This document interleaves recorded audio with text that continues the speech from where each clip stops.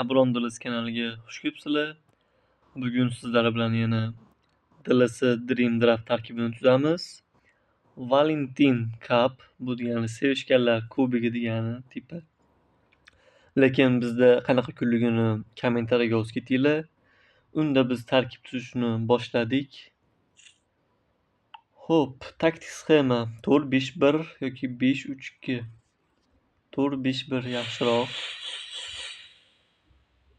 Kapitan Arnold yoki Alisson Becker 90 reytingli Alisson tanlaymiz albatta. Grimaldo yoki Cucurella.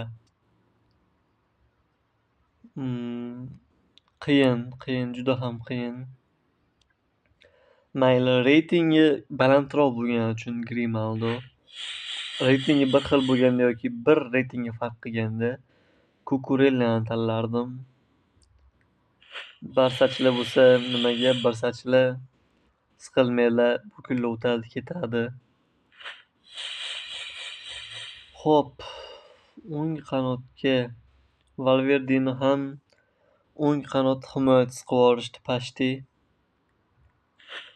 Shu video o'rtasida gapni aytib qo'yay. Qani, hammamiz qo'limizni do'lga ochamiz.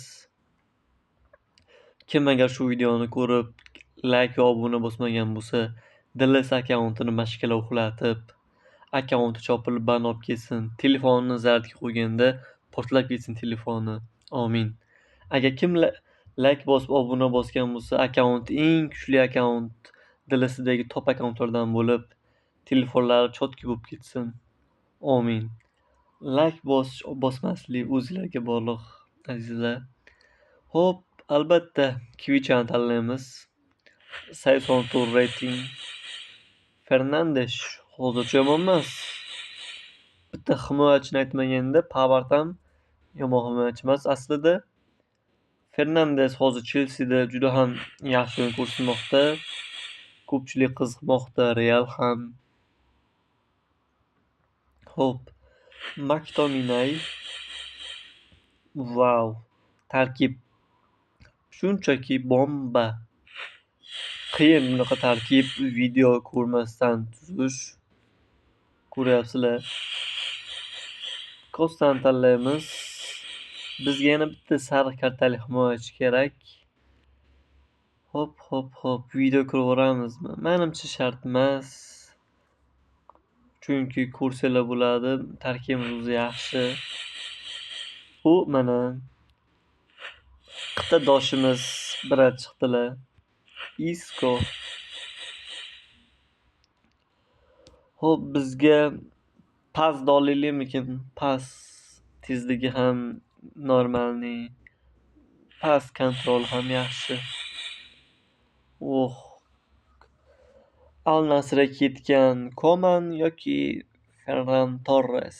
Menimcha Torres yaxshiroq. Charlotte'dan olamiz azizlar. Charlotte bizga juda ham kerak. Agar sizlar ham videoni shu joyga ko'rgan bo'lsanglar, kommentariyaga yozib ketinglar.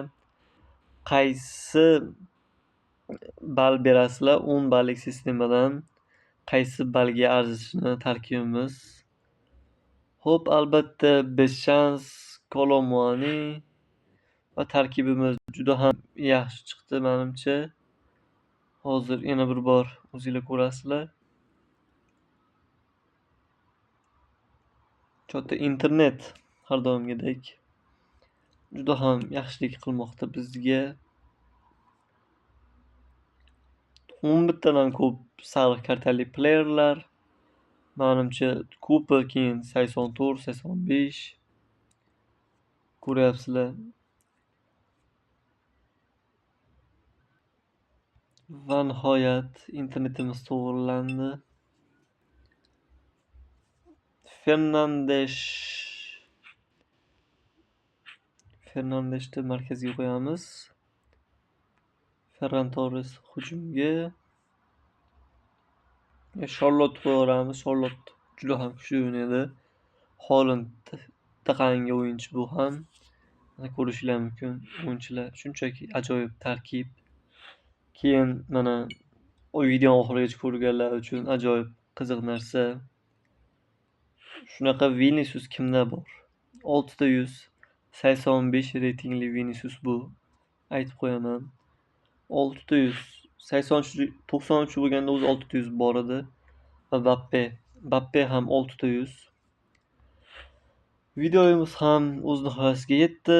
Video yoqqan bo'lsa like va podpiska bosib qo'yinglar. Bu kanalimizni rivoji uchun va o'zim uchun ham juda ham katta motivatsiya. Hammaga rahmat.